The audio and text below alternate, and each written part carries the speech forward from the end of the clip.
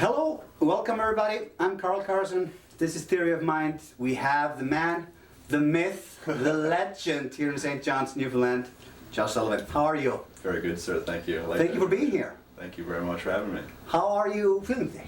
Fantastic. I mean, it's always a beautiful day here in Newfoundland. It's cold, drizzly, and wet for the last, what feels like year. Yeah, I get you. Mm-hmm. You're a guy that I've been following on Instagram, and believe it or not, we've kind of electronically know each other for, I don't know, years. Years? Yeah. Years now. And like I know who you are through the internet, Instagram, and like you know friends that I know, and so on and so forth. But we were never actually met until now. No, so this is a pretty cool experience to do this. Yes. It's a good time meeting.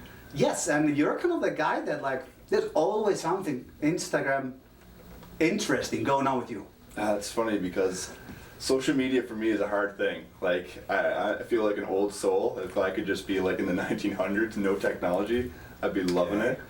So for me, it's almost like just something that becomes authentic to me that I want to post, that I want other people to be intrigued by or to maybe try out. That's usually just how I post things up. That's exactly me. Like, I'm trying to make this kind of look real because I just want to have a real conversation with someone who's absolutely real. I know. And like, I have a sneaking suspicion, like, how lean you are, it can't be real. Joke. I know most people are like, it's gotta be Photoshopped, yeah, right? but it's not. Like, you're here, and you're absolutely right. So maybe you could tell people a little bit about, like, where are you born? Are you from town? I am from Newfoundland, yeah. So, I mean, I was born in Flat Rock, so right outside, I'll say, the city. Okay. And then I grew up in the East End. I went to school out here, I went to university, I went to college, and then I traveled North America, and I was lucky to do that, and that's where I learned a lot of my strength training. So it was, it's through a lot of people that I basically found either through T-Nation, or found through the interwebs, or like YouTube, anything that I'll say was some sort of strength training. I wanted to find some of the best people and go learn from them. So I had that. Did you? Yeah. Who did you meet? So Pavel Cessalin. Okay. Yeah, met him. Dan John, Charles Poliquin, which rest in peace. He's not with us anymore. Yeah. How many others? There's so many cool people. I mean, off the top of my head, some of the most impactful ones had to be Pavel. Yeah. Pavel, being his kettlebell training, was just Russian kettlebell training was his thing. Yeah, I know. And that Strong First certification, we did actually both of them. We did the barbell one and the kettlebell one. Okay. Really give you the foundation of basically how you can take any single person from a seated job to an athlete. And it's just some of the most foundational movements that like everyone should do, which is why I guess my business is called Movement One. Beautiful, man. Yeah. Beautiful. So it's kind of the story that was summed up of where I was born and then where it came to be. Okay. So what gets a jack young fella, like they say in Newfoundland, like you up in the morning? Like, why do you get up in the morning? That's passion. I mean, it is. I love what I do. I asked myself that question years ago when I was doing engineering. Okay. What did I want to do for the rest of my life? And at the time, I think a lot of those questions were based upon money. And it was like, what would be the easiest way to make a lot of money? And I was like, oh, get a stable job and you can go that route. Upon doing work terms, I just knew like there's so much more to life. And I was like, I want to do something that I can be passionate about every single morning, getting up and being like, I'm grateful that I get to do this. So some really hard things to get to where I was right now, and still going through hard things. Yeah. But it's just like that. I think that's the adventure of life. Is like choosing like I get to do this. Yeah. So in the adversity we grow. Yeah, and seriously, it's like it forces you to grow. It forces you to be a better person. Yeah. It forces you to understand things. And where do you would you say the hardest thing you've done? Like, what's the recently? Let's say in the last 5 years, what was the hardest thing that's kind of like made you this? I would say this definitely chiseled business owner that you're today. I know, right? It's interesting because even with all the things that have happened, I guess throughout my own life, whether they be struggles, completely outside of the gym, I've always seemed to try and make myself like a little bit better. And I preach that like whole 1%, try and get a 1% better, whether it be daily, weekly, yearly, just try and get a little bit better. Yeah. So like I talk about awareness. Being aware of like what are some of your personality traits, what makes you, whether they be the good things and the bad things, but just being aware of those and just trying to be better on the things you know you could be better at. I am so with you there. So 100%. yeah, and it's just like that part there is all part of this whole like mind, body, and training thing. And I think that stuff, when you know that, you know how to make yourself better, and it just keep getting a little bit better physique and mind. Yeah. So where do you lie on the movement, power building, bodybuilding, powerlifting, you know? Like, I'm kind of like, I work with a lot of athletes from like hockey, jiu-jitsu, powerlifting, CrossFit, whatever. So like, I sometimes have seminars for gyms and so on, but I'm not like in any particular camp. Yes, I train powerlifters sometimes, but I also help jiu-jitsu guys. Like, where's your, are you all over the place? Yeah, that's a wicked question, because that also has, I guess, evolved as my own training has evolved. So, I mean, I've been training people now for over 10 years. And at first it would almost seem like I would teach people only at what I guess I was really confident at the time, which was, I guess, a bodybuilding style. Okay. The more I learned and the more I taught, the more I just got confident teaching really everything. And that's kind of where the philosophy of just movement in general came from. Mm-hmm. So I had clients that were very specific on powerlifting. I had done powerlifting meets, trained people for powerlifting meets. I'd trained people for CrossFit events. I'd trained people for weightlifting events, bodybuilding shows, bikini shows. So it just became literally everything. Like, I had started to be like, wow, like my repertoire of training people it seems like it's almost endless at this point, whether it wants to be fat loss, gain muscle. And then that's when I started to be like, I need to really understand what is my philosophy for all this. And it was like, if you don't move well, all these other disciplines you want to do just become that much harder. Whether you want to show off your physique a certain way, strength, conditioning, you still need to move well for the body to show itself. And then again, that kind of goes back to how's your mind working for all of these things and all these disciplines together. So I've taught them all. So I teach myself all of them, whatever I find fun. I mean, that's again, when I go to the gym, it's a lot of times it's not wrote down on paper. It's what I want to do today, that's fun. Okay. Are you married? Kids? Anything? No. Flying solo? Yeah, flying solo, which is an interesting philosophy as well. I mean, I think it's hard that you need to truly love yourself and love your surroundings and, you know, be happy with where you are in life and growing. And a lot of people are doing that themselves. And I find sometimes entangling other people in your life may change how your aspect is going with that.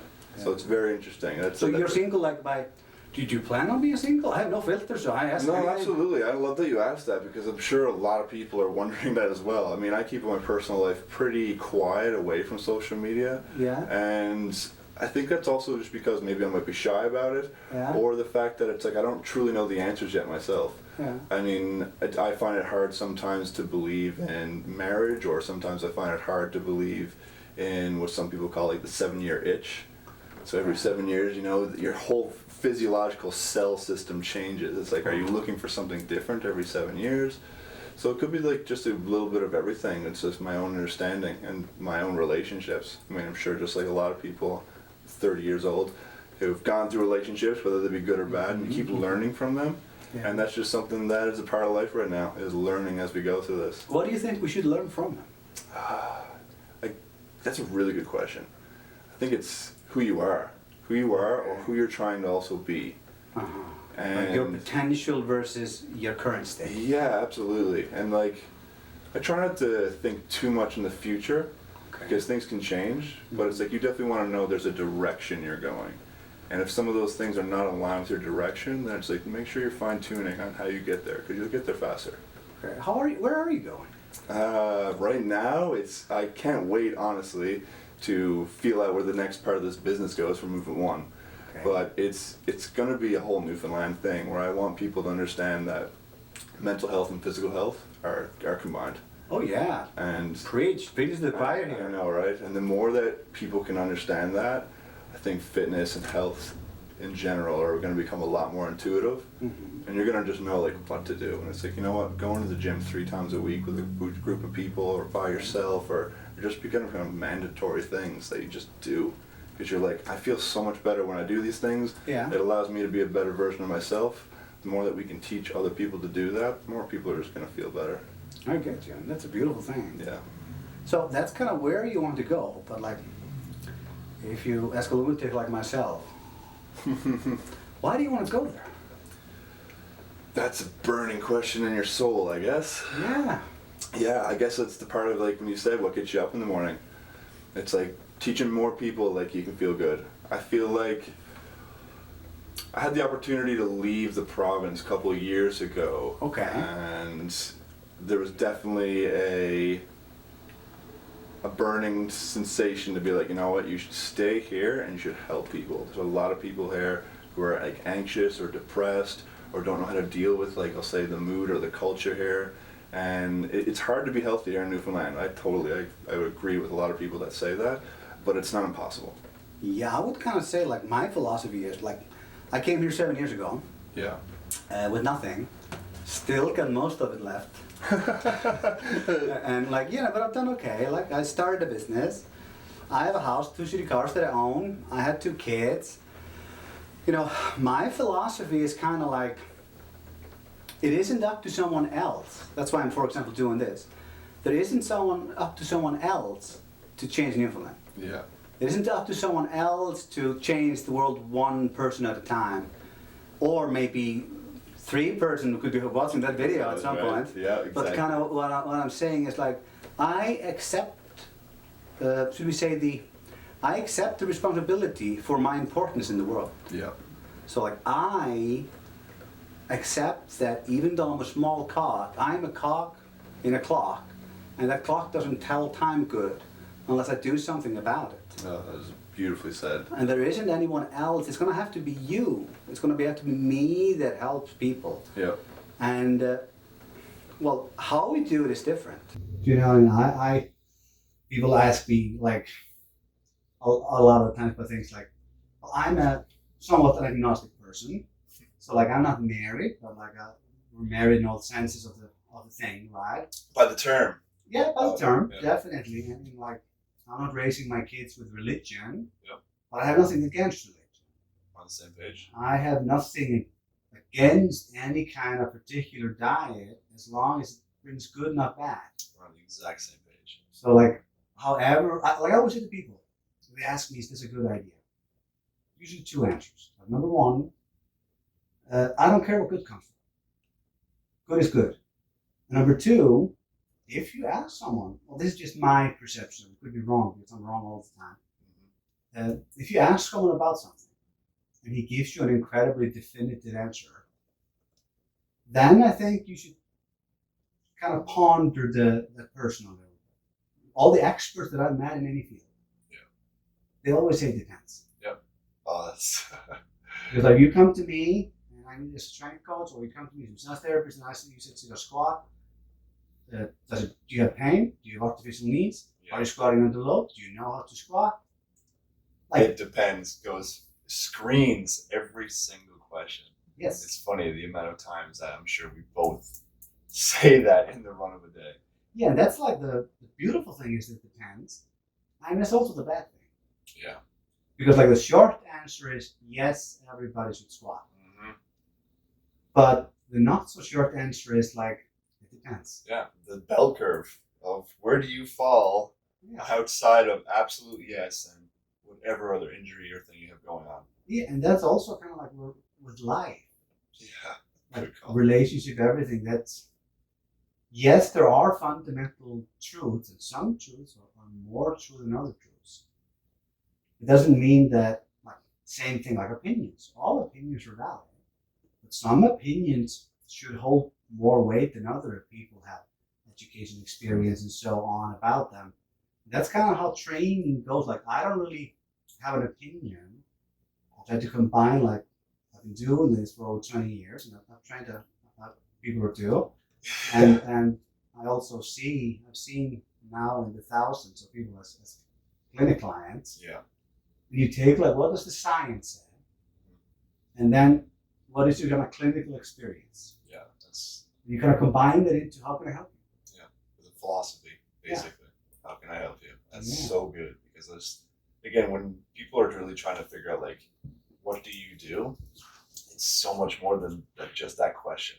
Yeah. It's like, let me just show you. It's, again, through the experience of training, thousands of people with science and then just actual being in the gym and boots trenches, boots on the ground, like this just works. And also, like, there's a lot of things that, like, I'm completely willing to say that doesn't work. Absolutely, yeah. Oh yeah, that's, again, I think Hold on a little bit. We're gonna have to take a check on this. I don't think my camera is recording. Oh yeah, that's all right. One of them is. Yeah, one of them is, but we still got something. Mm-hmm. We'll edit it together, man. Why has recording been stopped automatically? How do you know? So like I put this thing That's up what so I that's see a there little, for. little blinking light. Nice. I wondered what that was. And I don't really know why it's doing it, but like I just like that's live. I have no idea why it stops. But that's kind of what I follow on it. 3, 2, 1, action. And we're back. So for a person like you, I look at your Instagram and you're doing like journaling, fasting, meditation, mushroom coffee or something. Like, why? I have this intriguing personality, intrigued personality to find anything and everything health related. Okay. And whether it be the most weirdest thing that I've read, if it has some sort of science or proof behind making someone feel better, I want to try it. Okay. And that goes from some of the weirdest stuff, some of the most basic stuff, and then I guess what I do is I screen it on, does this actually make my lifestyle easier, better, more efficient? And is it something I want to keep in there? Some things I might rotate out with the seasons. Mm-hmm. Some things might stay in there forever. Like, I mean, right now with it being winter, like this cold therapy thing that I talk about a lot. Yeah. Is Wim Hof? Wim Hof is the first guy that introduced that to me. Much before he was popular. A lot of people seem to know his name now, which is incredible. I first heard about him through Tim Ferriss. Yep. And just dove deep into it because I wanted to figure out how this guy had cured what he had cured through just cold therapy. And coming from a guy, like, I think I'm meant to be like born in Jamaica. Okay. I absolutely love the heat. I was someone that suffered bad when it became winter with like seasonal depression. Okay. And that switched when I started to learn how to train in the cold, which was just sometimes going out for a walk. I was born in the cold. Yeah, exactly. It works well. And there's something true to that. It makes you resilient to much more than just the cold. Your immune system becomes boosted. You're resilient to stress, your reaction to stress. That goes again with meditation. Just it all enhances. So it's something that I definitely keep in all year round. Yeah. Whereas some stuff kind of floats in and out. Here's my question. I was talking to a friend of mine. He's a super smart guy. Incredible brain. And I asked him, maybe what I'm going to ask you now is, all the stuff that we're doing, whatever it is that people like read, exercise, diet, whatever you try to do or do not to do, what is the point of it? Feeling good. Okay. That's what it comes down to me. Now it's a deep dive. We're ready. Yeah. Okay, here's my question. If I would ask someone like you, what is that feeling good feeling that you're kind of seeking or holding on to or prolonging or looking for, whatever word you choose to use for it? Mm-hmm. What is it? What's the feeling? What is the, like, if you could describe, like, if I would say, can you describe the feeling to me? I guess some people, if not, I hope everyone has experienced at some point where they're either really excited for something, Okay. And maybe they can feel it, because I'm going to talk about it this way, on a vibrational level. Okay. Where they just feel like they're vibing good. They can't wipe the smile off their face. They feel something just good, whether they're anticipating something good to happen, or they're excited for something, or they know something's happening. Having that feeling for the majority of your day just because you're happy with what you're doing. Jesus, that's good. I can tell you what I told him. Phenomenal, let me hear it. Oh, he was telling me about like something on the lines of that. And I would say, like, for me, like someone who has, wow, like I've lived life, you know, I name it, drugs, anxiety, everything. I've tried it. So I said to him, probably it's something like this. You can tell me what you think about it. If I had to choose a prolonged feeling or an expectation, my expectation would be something like this. I would just like to have more excitement.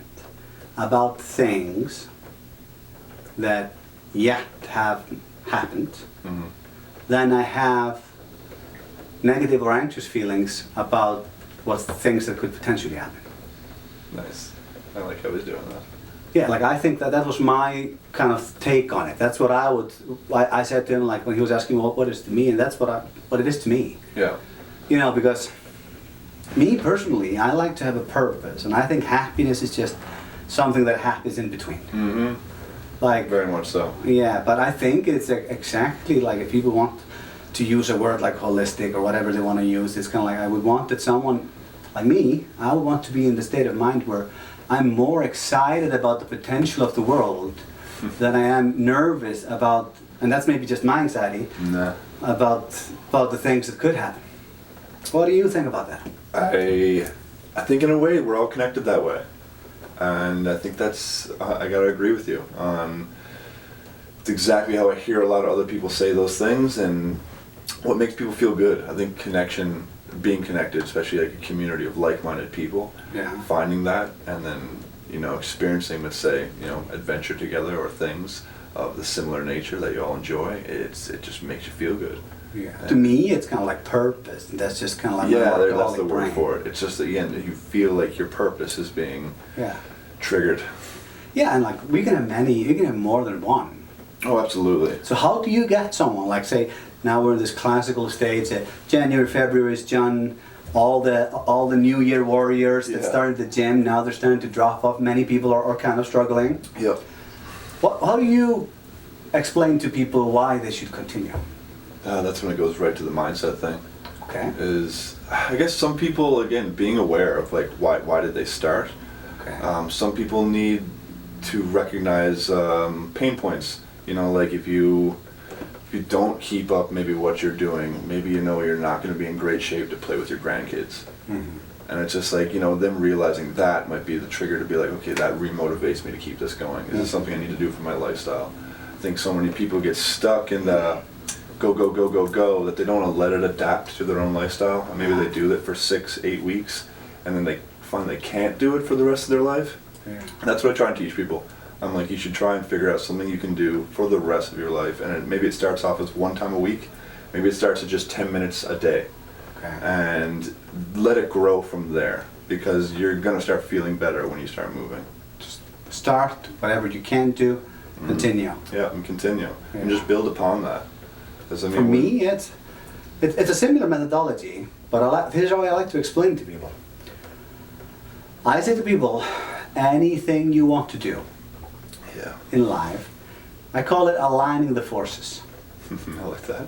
Yeah, so it means like I usually say to people, if you can get to 5 reasons to push yourself towards a goal or the right direction, then usually you can continue. Yeah, that makes sense. And let's take a guy like me. So let's put it like this. Number 1, my wife deserves a beautiful husband, someone in shape. Number 2, my kids deserve a healthy father. Mm-hmm. Number 3, I'm vain. You know what I mean? Number 4, I want to be strong and have the power to defend myself. Yep. And then number 4, for example, good example, there was a swimming class at my daughter's. She was doing like a swimming class for toddlers. And I was the only dad that went in the pool and the last session where the parents could come in. Yeah, see? And I thought to myself, why didn't they come in? Why were they just on the back there? Yeah. Things like that. I can line up 100 for you. And I try to work with people. It doesn't matter if it's about massage therapy or strength training, or if you help people with their mindset, or if you help people start a business. It's like you got to try to align the forces that it's best for me, you, and society around me. If you can line up enough forces, even though one force falls out, the others keep pushing you there. Yeah. That's kind of why I explain to people, it's like, yes, it is mindset, but like, find one reason to do something. Don't do it. Yeah, I'm a little bit of a guilty conscience, but like, eh. Yeah. Find 10 reasons to do something and don't do it. It's going to be eating you up. Yeah, yeah, it is. Like, and I think even when I'm thinking about the stuff that I do daily, it's because the list is too big.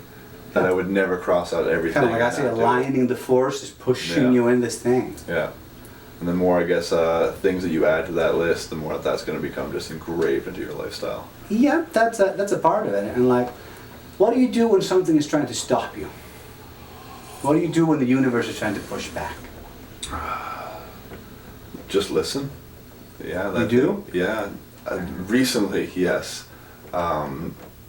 That's something I had to learn, and it's again like you'll keep learning the same things over and over and over until you truly learn it. The pain teacher. Yeah, exactly right. And I think even right now, waiting, for the next, let's say, thing for movement one is just being patient. And every time that I have really accepted it always turns out good. Okay. It always does. So that's something that I could probably learn from you, because I'm the opposite. Yeah. The harder the world pushes me, the harder I push back. Yeah, I was that way. Yeah, and I like that. Do you know why? I can tell you why. And I heard it, I can't remember where I heard it, but like, I crank a lot of books and I read a lot of stuff, so I also have ADD, so a lot of things are swimming up in there. Mm-hmm. But it's the principle of resistance. Have you heard about that? Just explain it. Okay, the principle of resistance works like this. When you're trying to make something happen like this, and the camera stops and the microphone doesn't work, and I express order another one, and somebody cancels, whatever. When you try to not be where you are now, and you try to grow and expand to become something that is your potential, the world will try to hold you back. And the world will hold you back in direct relation. The world will force a resistance against you in direct correlation to the caliber of the change you want to make. Mm. So the harder the world is pushing against you, the bigger change you can make. Yeah, absolutely. That's kind of how I look at it. So like, I had 24 days to come to another country. Screw it. Done. Quit my job. Go. Let's do it. Yeah. And yeah. You come here. I was going to go in physio school in Iceland. That didn't work out. So you do. If you are interested in more good conversation and seeing part 2 of the video we shot with Josh Sullivan, please consider subscribing on YouTube. I want to thank Josh for coming on. It was a wonderful experience. Stay tuned. And remember, let's treat each other well.